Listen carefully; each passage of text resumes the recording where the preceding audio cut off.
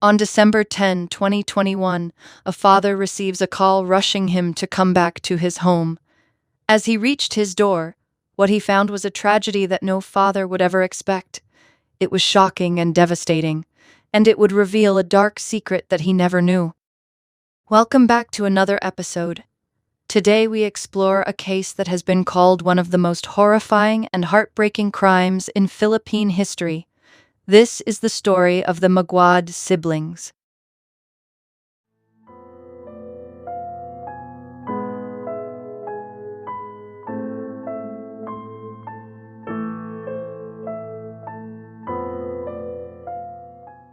Our story takes us to the village of San Isidro, Barangay Bagantapay, Milong, North Cotabato, a province in the Philippines where the Maguad family resided.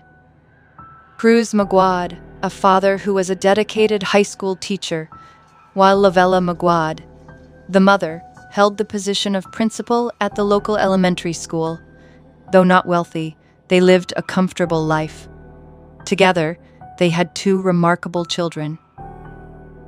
In 2021, their eldest, 18-year-old Crizel Gwyn, was attending nursing school, while her younger brother, 16-year-old Crizel Lewis, aspired to become a lawyer.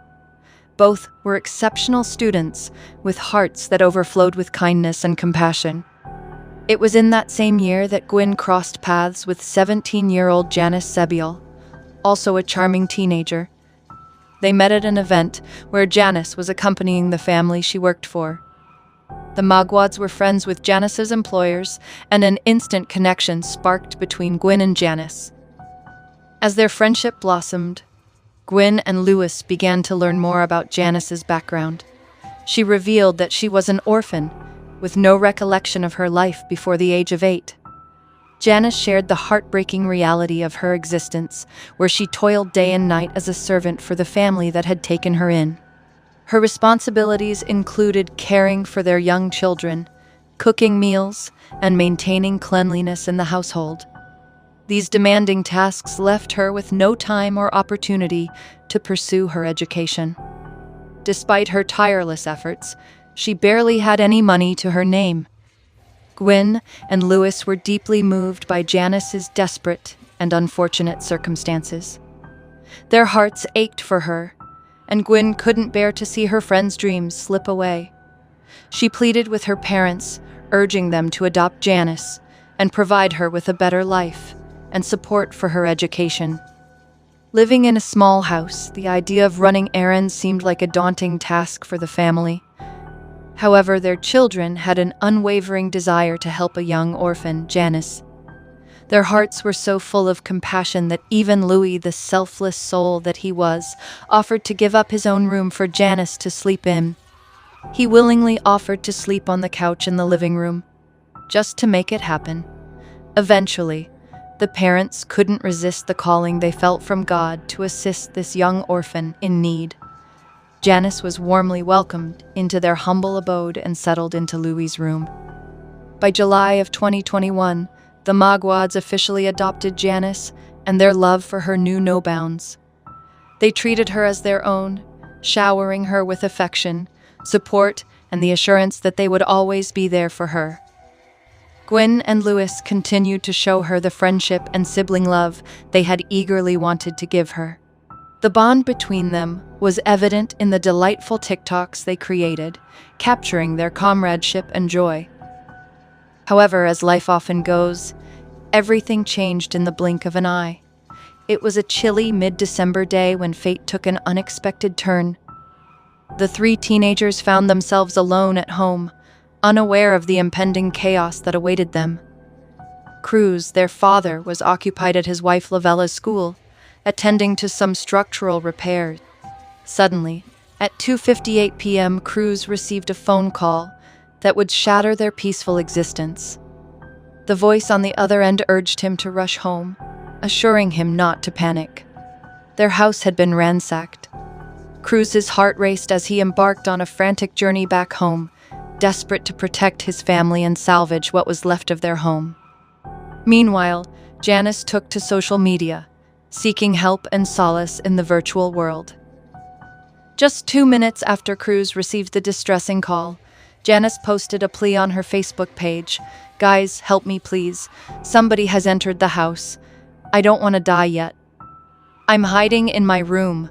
Please help." Her words echoed with fear and desperation. A minute later, she posted again, her plea growing more urgent. "Help me," she cried out, hoping someone would come to her aid. Janice's boyfriend, alarmed by her distressing posts, immediately dialed her number. She answered, but remained silent, leaving him bewildered and helpless. Unable to elicit a response, he reluctantly hung up, failing to grasp the gravity of the situation his girlfriend had just shared with the world. In a desperate attempt to reach out for help, Janice messaged Lavella, pleading, "Mama, please help." Lavella wasted no time and called her back, but Janice did not answer. It was at that moment that Janice made a drastic decision. She changed her Facebook name, transforming from Janice Maguad to JP. The significance of this sudden alteration remained a mystery, adding another layer of intrigue to an already bewildering situation. Within 15 minutes of that alarming call, Cruz arrived home, his heart pounding in his chest. As he swung open the gate, his eyes fell upon a blood-soaked blanket and a knife, discarded just outside their front door. The sight sent shivers down his spine, intensifying the sense of dread that had consumed him since that fateful phone call. As he approached the front door, his heart was pounding with anticipation, but as he tried to turn the handle, he realized it was locked. Frustrated, he made his way around to the back door. As he entered, he was hit with a wave of dread. His beloved daughter Gwyn lay before him, bloodied and beaten. And then he saw his son Louis, also brutally murdered and hogtied. Panic set in as he called out for his daughter Janice, but there was no answer. When she finally emerged, he was relieved to see she was unharmed, but her wet hair made him fear the worst. It wasn't until the police arrived that they learned the horrifying truth. 3 men had broken in, attacking Louis first before turning their rage on Gwyn. The brutality of the murders was beyond comprehension, with broken bottles, a hammer, and a baseball bat left behind as evidence. As the investigation continued, it became clear that this was no ordinary robbery. The level of anger and rage displayed by the attackers was chilling, and the murder weapons themselves were a testament to their brutality. It was a scene of unimaginable horror, and one that would haunt Cruz for the rest of his days. At the gruesome crime scene, investigators were met with a chilling sight. The lifeless body of his lay before them, his wounds still oozing fresh blood. In stark contrast, Janice's wounds had already dried up, a haunting sign that rigor mortis had set in. As if nature itself had turned against her, ants had already begun their macabre ascent onto her motionless form. The sheer brutality of the attack was staggering. Gwyn had been stabbed a horrifying 51 times, leaving no doubt that a monster had been at work. The extent of the siblings' injuries was so extreme that it initially led the authorities to dismiss Janice as a suspect.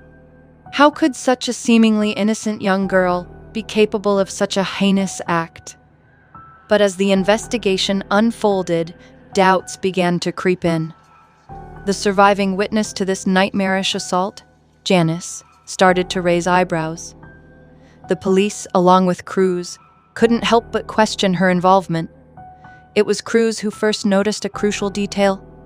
The murder weapon, a hammer, had been known only to Janice and himself. He remembered placing it near the laundry area, and Janice was the only other person who knew of its location. Furthermore, Janice's account of hiding in the room seemed implausible.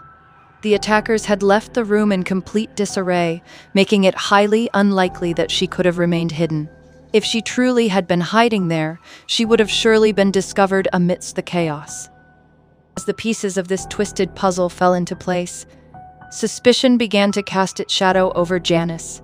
The truth behind this off-the-rails violent attack was slowly revealing itself, and Janice found herself at the center of it all.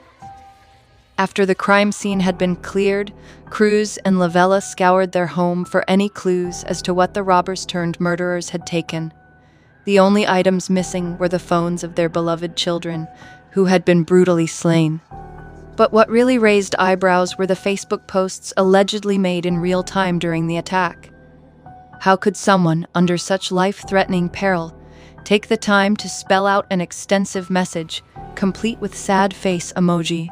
It was all too bizarre. And to make matters worse, Janice had apparently found it the perfect time to update her Facebook name. Who does that during a brutal, murderous attack? The more sinister speculation was that she was cleaning herself up after the slaying and washing away evidence. It was inconceivable that someone would feel safe enough to take a bath just moments after the brutal killing of their family members. And to top it all off, the siblings' times of death didn't match up with Janice's account of events. Even those not involved in the case had their suspicions and were outraged by the lack of media coverage and arrest. The public was outraged and demanded justice for Maguad's siblings. They took to social media, using the hashtag #JusticeForMaguad to put pressure on investigators, but they didn't stop there. News organizations and concerned citizens alike began digging into the mysterious origins of the orphan, Janice, who had appeared seemingly out of nowhere. What they uncovered was shocking. Janice was not an orphan at all. In fact, a photo taken in 2013 showed her alone on a ship. Despite numerous attempts to locate her family, they were unsuccessful, but that didn't stop the investigation. Local news agencies uncovered that Janice's biological parents were alive and well, and she had 3 other siblings. Janice had been communicating with her mother via Facebook Messenger the entire time she was living with the Maguads. But the plot thickened. Identification belonging to a 17-year-old male was found in Janice's room. When police questioned her about it, she shockingly confessed to carrying out the murders with the unnamed 17-year-old. Hard evidence began to pile up, including Janice's fingerprints matching those found on the baseball bat used in the murders. The police quickly tracked down and apprehended the 17-year-old suspect, including his bag. The shocking truth was finally revealed.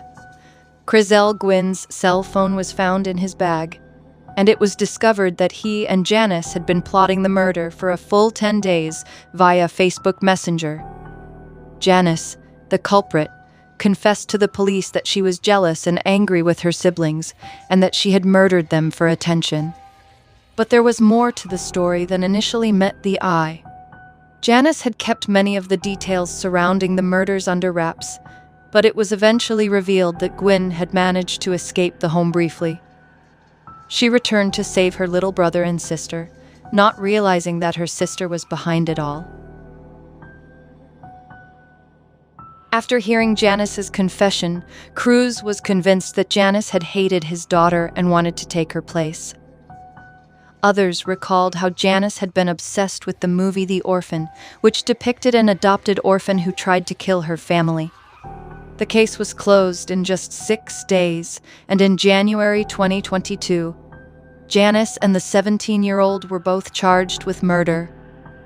Both killers were found guilty and sentenced to 32 years in prison without the possibility of parole. However, the parents were not satisfied with the lenient sentences due to the killers being underage. They noted that the light sentences would mean that their children's killers would walk free while they were still in their 50s, while Gwyn and Lewis would remain dead. Gwyn and Lewis were laid to rest in a custom gown and tuxedo. Once Janice's biological mother, Michelle Sebial, was tracked down. She shared how poverty had led her to be unable to care for her daughter. Janice's biological mother also visited the Maguad parents to apologize for the actions of her daughter. She humbly knelt before them, her eyes filled with remorse. The Maguads, however, quickly pulled her up, assuring her that there was no need for such a gesture. Instead, they kindly requested her assistance in uncovering the truth about what had transpired that fateful night. Despite her earnest efforts, she was denied access to Janice, leaving her feeling helpless. The Maguad parents, determined to move forward from the heart-wrenching loss of their beloved children in August of 2022, embarked on a courageous journey of healing. In honor of Gwyn and Louise, they bravely opened a restaurant, serving the very dishes their children adored. This establishment became a symbol of their enduring love and a testament to their unwavering strength. Seeking solace and guidance, they sought therapy, recognizing the importance of tending to their emotional wounds. Through this arduous process, they found comfort in extending their love and care to others, allowing their hearts to slowly mend. Along with this video, we hope that it does justice to the memory of Gwyn and Lewis, as well as their remarkable parents. The pain and anguish that Cruz and Lavella have endured is unimaginable, and our deepest condolences go out to them. Thanks for watching our video on the Maguad's case. We hope you liked it. Please share your thoughts on this shocking story in the comments. We appreciate your support and feedback. If you enjoyed this video, please like and subscribe. This will help us grow our channel and bring you more content like this. See you on the next one. Stay safe and stay curious.